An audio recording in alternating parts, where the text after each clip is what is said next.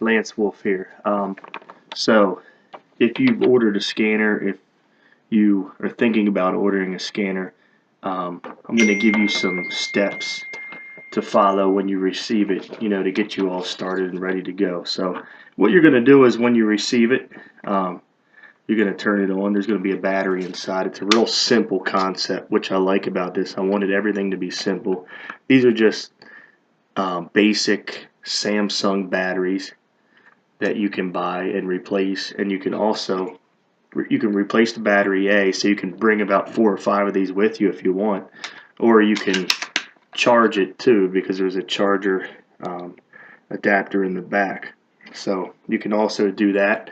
You can bring the charger in your car, so every time you come back from a store and you're driving to the next store, you can just keep recharging it. Or you could also keep the extra batteries with you, and you can also charge this at home too. I believe this has a 7 or 8 hour time anyhow for constant scanning. So battery isn't going to be an issue with you with this. So what you're going to want to do, it's a little confusing. You're going to get this sheet. It's actually not too bad. Half of these barcodes you're not even going to use when you get started, but there is a couple barcodes on here that are quite helpful that I also want to show you. So this is something that's going to be useful for you. This is automatic sleeping time. So basically what that means is when you scan 20 seconds, your scanner will stay on for 20 seconds, then kind of hibernate, just kind of like how your computer, if you don't touch the mouse for 20 seconds or a minute, it goes into a hibernation mode. So what you want to do is probably set yours at about 5 minutes or 2 minutes, because when you're in a store, you're relocating from one area to another.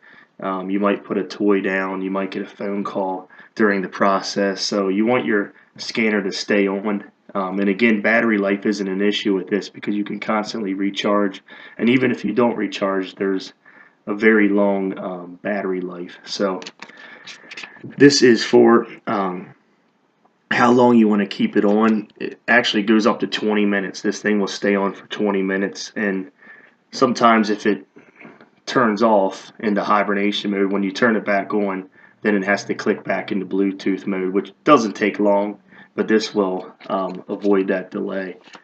Let me see what else in here could be helpful to you.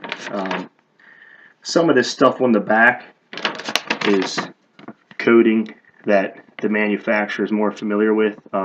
If you get advanced with this, there's certain things that you can do, but this isn't really necessary for what we're doing. A lot of this stuff is enable code 93, enable code 39. These are different codes that the programmer uses, and once you get a little more advanced, you can use these as well, but for now it's something that you really don't need.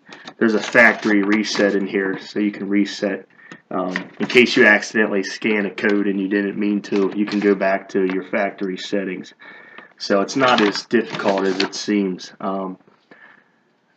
With this scanner, I made sure anything that could go wrong, any possibility of, for example, a lot of the scanners that you guys are using, you can't text while you're using those. With this, you can.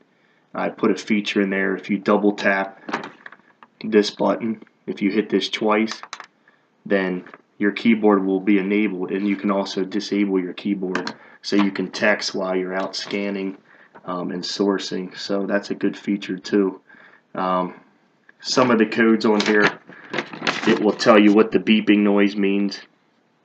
For example, if there's 2 long beeps, if you hear your scanner make 2 long beeps, there's an error on the Bluetooth module.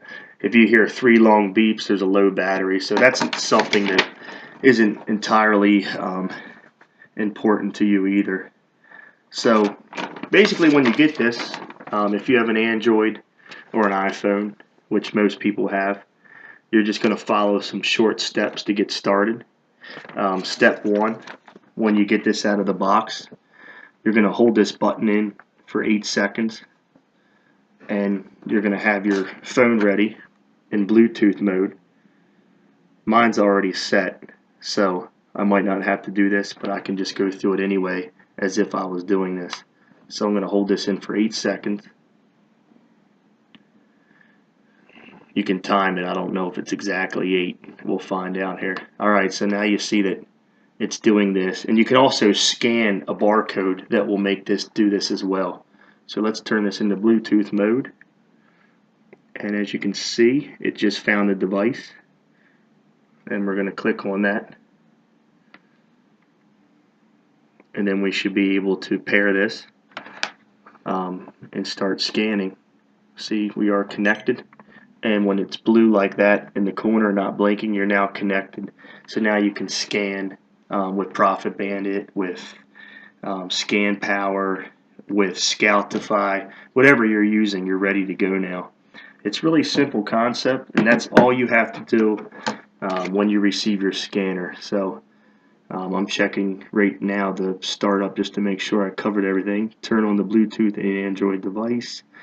You will hear a beep from the scanner once you are paired. So as you can see, it's really simple. Some of these scanners you have to go through you have to jump so many hoops just to get your scanner in place. So this is really easy. It's simple. Like I said, it's not the prettiest looking device. It's a little bit smaller than your iPhone. I compare it to the garage door opener. I should have called this the garage door opener, but it's super light. You can put it in your pocket. It doesn't bother anything. Also, it comes with a wrist strap that you can wear around your wrist. So if you're going to reach for something, you can still have the scanner in your possession. You don't have to set it down and forget it later, which would be bad. So that's pretty much it. Also, there's one more thing. You can make this so it's not loud. It can go into quiet mode. So when you scan, it's not a loud beeping noise. And that is just a simple scanning of a barcode, and that will put you in quiet mode. Or you can be, if you prefer to hear that beeping, I kind of like that. You can just keep it the way it is. So that option's also available. I think we covered everything, so I hope you enjoy this. Like I said, it's a cheaper alternative. It gets the job done, and you can also use it on your computer, and you can use it in other areas.